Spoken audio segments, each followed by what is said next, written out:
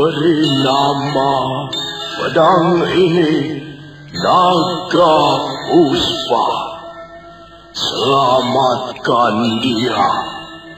Jangan sampai jatuh ke tangan pendekar berwatak jahat.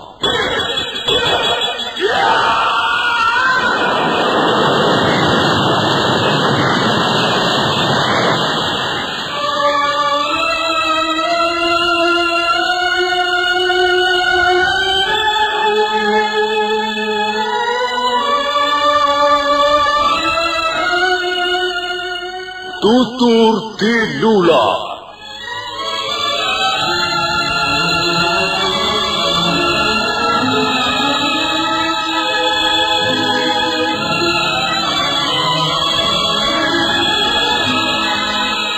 Sebuah sandiwara radio serial, produksi Sanggar Cerita dan Teater Sanggar Prativi. Sebuah kisah dengan latar belakang sejarah runtuhnya Singasari dan berdirinya Kerajaan Majapahit.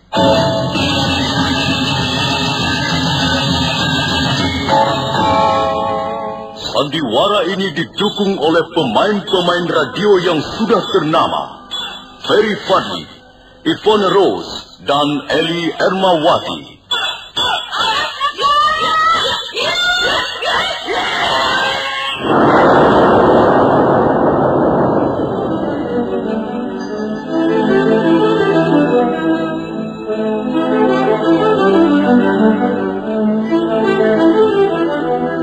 Cerita ini ditulis dan diolah oleh S. Tijab, hiasan musik dan sutradara J. Ispriyonoka. Kali ini mengetengahkan episode ke-11 dengan judul Mutiara Ilmu di Atas Batu.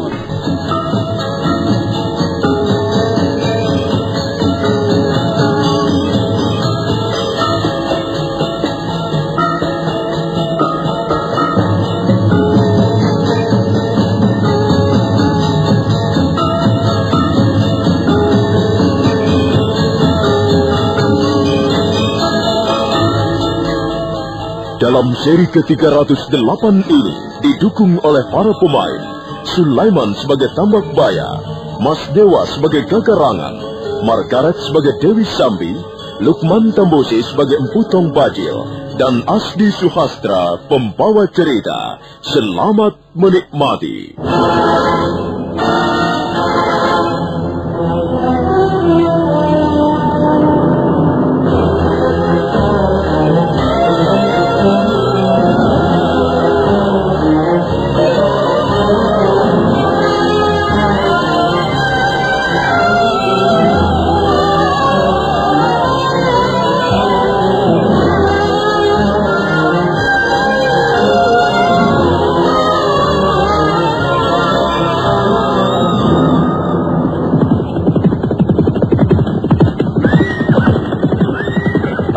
Baya dan Gagarangan berikut orang-orangnya melarikan diri dari kejaran prajurit-prajurit Majapahit.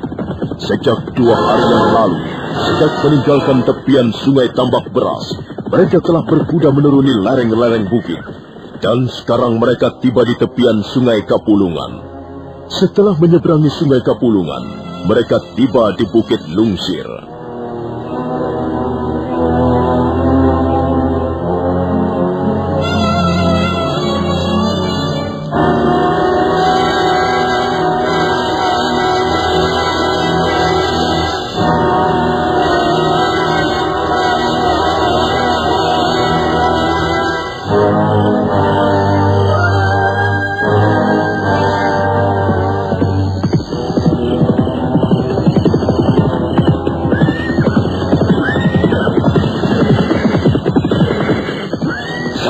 Tempat ini cukup aman untuk bersembunyi, Adi Gagarangan.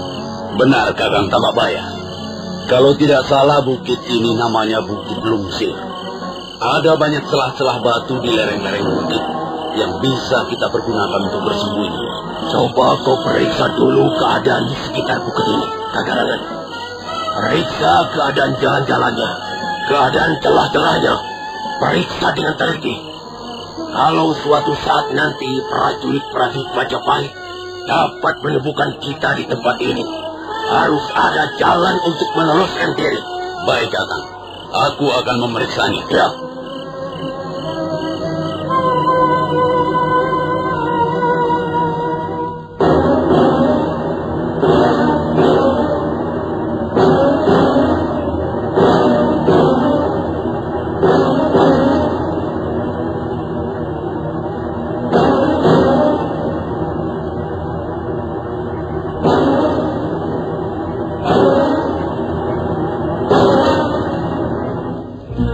Garangan terus memacu kudanya mendaki lereng bukit.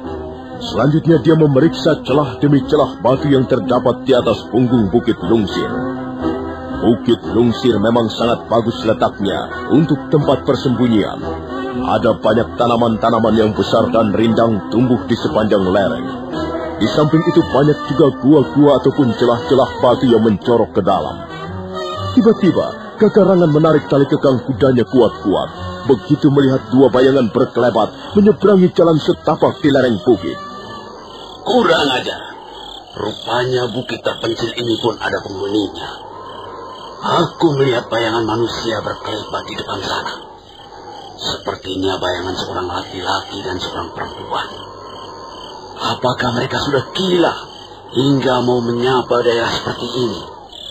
Atau barangkali mereka itu pasangan siluman penunggu bukit ini? Aku ingin tahu siapa mereka itu. Kakarangan kemudian melompat dari punggung kudanya. Dan setelah menampatkan kudanya di bawah pohon besar, Kakarangan berlari-lari kecil menuruni lereng bukit.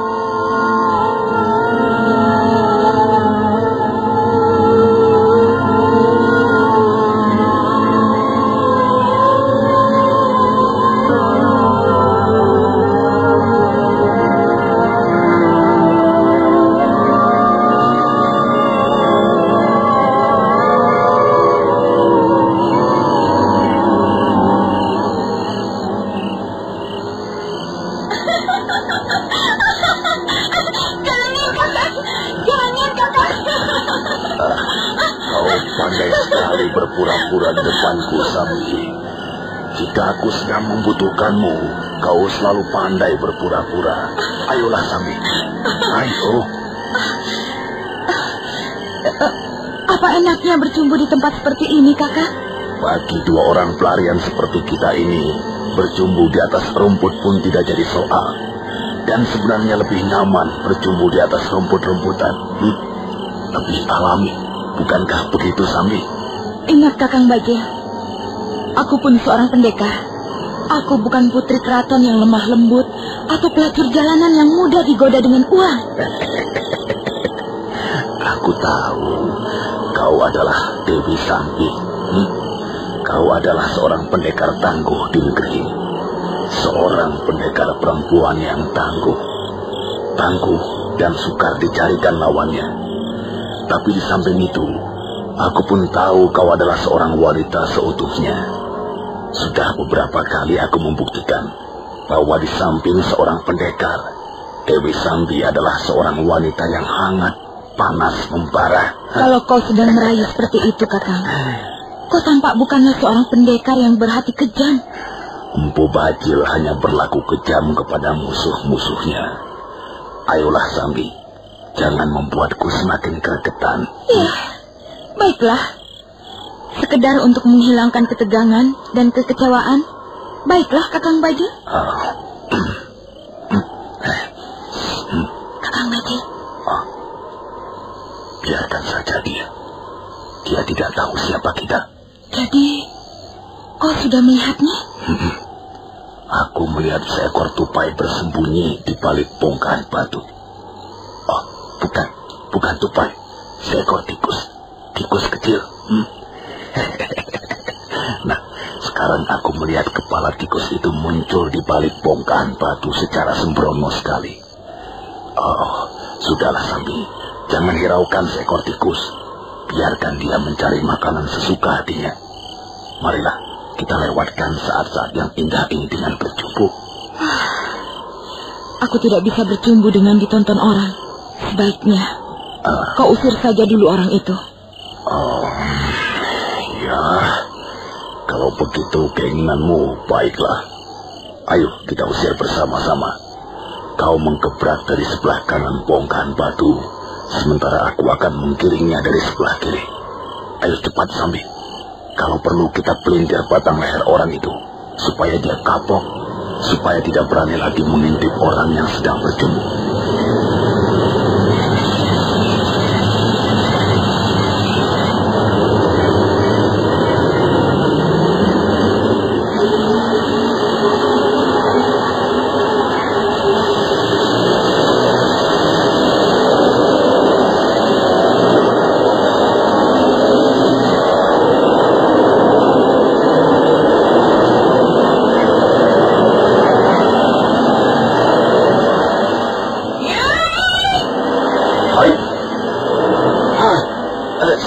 Siapa kalian ini?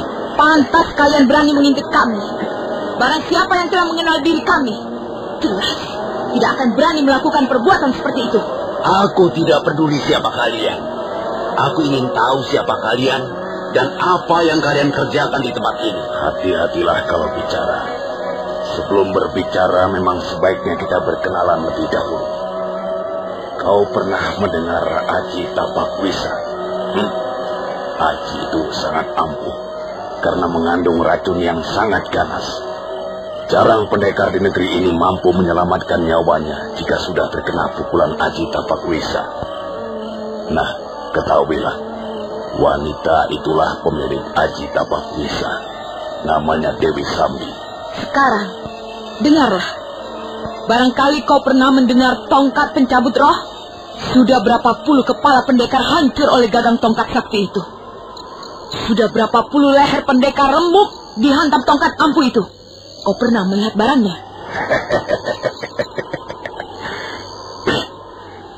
Inilah tongkat pencabut roh. Ya, itulah tongkat pencabut roh. Dan dialah pemiliknya. Di samping tongkat pencabut roh, sahabatku ini juga mempunyai ilmu yang sangat dahsyat. Ilmu ini dipelajarinya dari lereng Gunung Tengger. Namanya Aji Segara Geni. Kau pernah mendengarnya bukan? Iya. Rupanya aku sedang berhadapan dengan Empu Tong Bajil dan Dewi Sambi. Iya. Barangkali sekarang kau mau merubah sikapmu. Bah, mengapa aku harus merubah sikap? Apa bedanya kau Empu Tong Bajil, Dewi Sambi atau yang lain? Aku tidak peduli. Persetan dengan nama-nama besar itu. Bagus. Bagus sekali. Mudah-mudahan saja pendirianmu tidak berubah. Sambi, ada baiknya kau bermain-main sebentar dengan orang ini. Siapa tahu sebelah matanya terbeliak, dia baru bisa berpikir dengan baik. Serahkan saja orang ini padaku, Kakang Bajil. Aku hanya membutuhkan tidak lebih dari 5 jurus untuk membuatnya menyadari perkataannya. Kau sudah siap, orang bodoh? Hai, dengar. Namaku Gagarangan. Aku pun dilahirkan sebagai pendekar. Aku tidak akan membiarkan seorang pun yang memandang rendah pada diriku.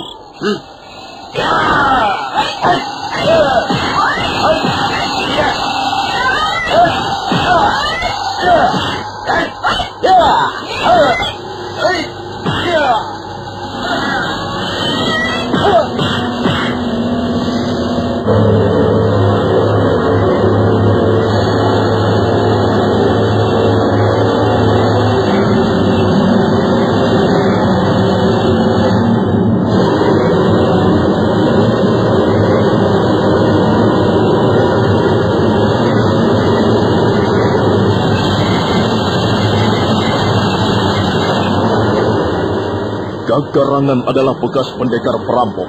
Karena itu jurus-jurus yang dipergunakannya adalah jurus-jurus yang kasar dan beringas. Dia langsung menyerbu ke arah Dewi Sambi. Dia langsung menggebrak musuhnya dengan serangan bertubi-tubi. Kakinya menendang, menyepak ke sana kemari. Sementara kepalan tangan meluncur berkali-kali ke arah wajah Dewi Sambi. Tapi Dewi Sambi adalah seorang pendekar yang cukup tangguh dan berpengalaman. Dan nampaknya dia memiliki kemampuan ilmu kanuragan jauh di atas Gagarangan. Karena itu, tidak mudah Dewi Sambi dapat menepiskan ataupun menghindari serangan lawannya. Dan ketika mereka tengah bertarung dengan sengitnya, mendadak terdengar derap orang-orang berkuda mendekat.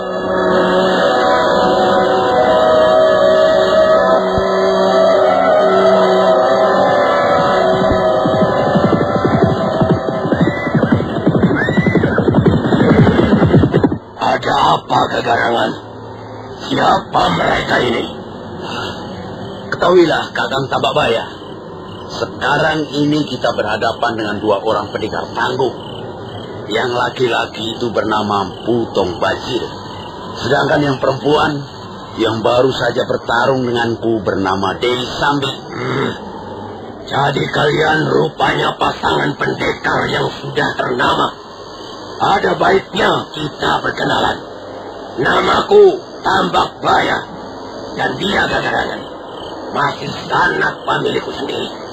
Sedangkan mereka adalah anak buahku. Kami baru saja terlibat pertempuran melawan bala tentara Majapahit. Apa benar begitu? Kami sama sekali tidak mendengar berita itu. Jadi Majapahit sedang dikacau oleh huru-hara. Ada persoalan apa? Gusti Ranggalawe memberontak. Dan kami terlibat dalam pemberontakan itu. Apakah kalian berhasil memberontak terhadap Majapahit? Tidak. Pasukan kami dapat dihancurkan di tepian sungai Tambak Beras. Gusti Ranggalawe terbunuh dan kami melarikan diri. Sekarang ini kami sedang mencari tempat persembunyian. Prajurit-prajurit Majapahit masih terus mengejar kami. Hai, Mpu Tong Bajil, apa yang kau tertawa? Apanya yang lucu? Kalian inilah yang lucu. Agaknya kami sedang berhadapan dengan manusia-manusia pengecut, orang-orang penakut. Kalian ini seperti segerombolan tikus-tikus liar yang lari terbirit-birit karena dikejar seekor kucing Candramawa. Kalian tidak pantas mendapat sebutan pendekar. Kalian tidak mempunyai jiwa pendekar. Kurang ajar kau. Tenang, Gagarangan. Sabar. Biar aku yang menghadapi ocehan-ocehan mereka. Maaf. Kalian mengaku bernama Mpu Tong Bajil dan Dewi Sambi. Nama itu sudah begitu ternama dalam kependekaran. Tapi tentu saja kami tidak begitu percaya. Jangan-jangan kalian hanya sekedar mengaku-ngaku. Apa buktinya bahwa kalian adalah Mpu Bajil dan Dewi Sambi? Lihat Tambakbaya. Apa yang tergenggam dalam telapak tangan kananku ini? Apa itu? Bukankah itu hanya sepotong kayu permainan anak-anak? Mengapa kau membanggakannya? Ngeceh. Dia telah menghina kita, Kakang Bajil.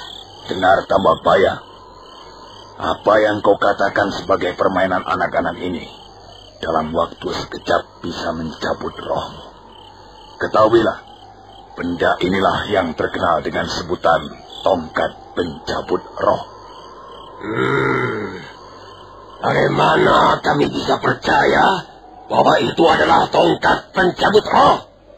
Sepertinya apa yang kau genggam itu tidak lebih hanya sepotong kayu hutan. Kau ingin membuktikannya, Tambakbaya? Segala sesuatu memang perlu bukti nyata. Kami seringkali bertemu dengan orang-orang yang suka mengaku-ngaku nama besar seseorang. Dan orang-orang seperti itu pantas dicabik-cabik mulutnya. Tambakbaya, jadi kau menantang aku? Marilah kita bertarung. Marilah kita bertarung sambil bertaruh. Bagus. Layani saja apa yang menjadi keinginannya, Kakang Bajil. Baik. Taruhan apa yang kau inginkan, Tambakbaya? Cepat katakan. Begini saja. Kita bertarung secara adil. 1 lawan 1. Kau tidak perlu ikut campur, Gagarangan. Biarlah aku yang akan menghadapi orang yang mengaku-ngaku sebagai Mpu Bajil ini. Nah, dengarkan. Kalau kau dapat mengalahkan aku, maka dengan sendirinya aku dapat mengakui kesalahanku. Aku akan mengakui bahwa memang benar kau adalah Mpu Bajil dan temanmu itu adalah Dewi Sambi. Selanjutnya, aku akan tunduk kepada kalian. Bukan hanya aku, tapi juga orang-orangku, mereka semuanya. Bagus. Taruhanmu cukup menarik. Sekarang dengarkan apa yang kupertaruhkan dalam pertarungan ini nanti. Kau tidak perlu menyebutkan apa yang kau pertaruhkan. Jelas bahwa taruhan kalian adalah nyawa kalian. Kami tidak akan memberi ampun kepada kalian. Kalau kalian kalah, wah, berarti kalian harus binasa di tangan kami. Bagus. Persyaratanmu ku terima. Nah, sekarang marilah kita mulai.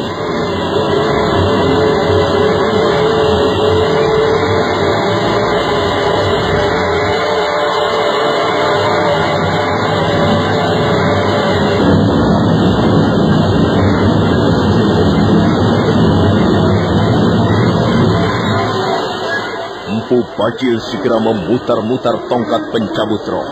Sambil memutar, pendekar dari lereng Tengger itu mundur selangkah demi selangkah. Sementara itu, Tambak Baya mempersiapkan pedangnya yang lebar dan berukuran besar. Mata pedang itu berkilat-kilat tertimpa cahaya matahari terik. Sementara Gagarangan, Dewi Sambi dan yang lain siap menyaksikan pertunjukan yang mendebarkan itu.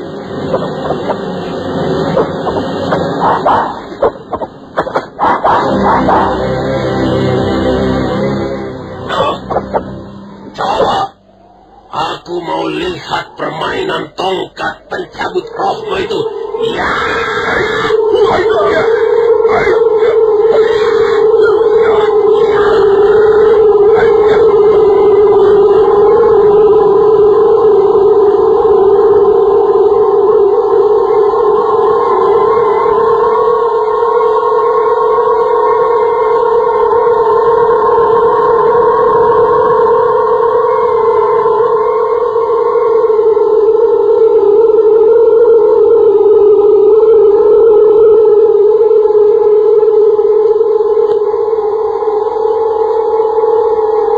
Tambak Baya langsung menyerbu dengan pedangnya.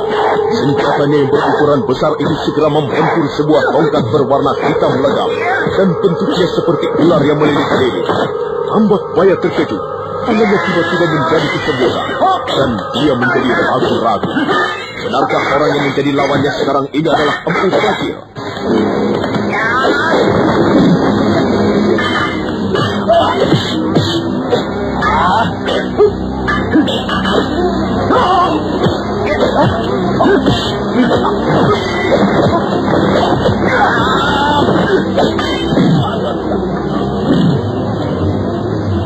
Nah, saudara pendengar,